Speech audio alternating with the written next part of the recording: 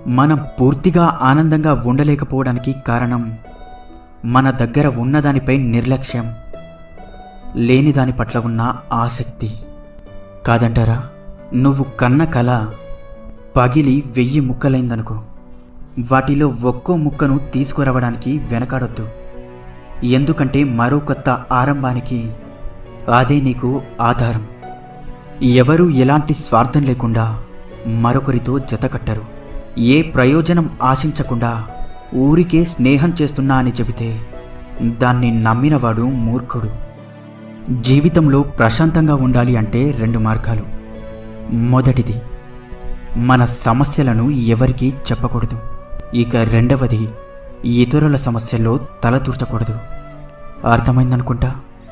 నీ ఆశయ సాధనలో ఎన్నిసార్లు విఫలమైనా సరే మరొకసారి ప్రయత్నించు. సమస్యలు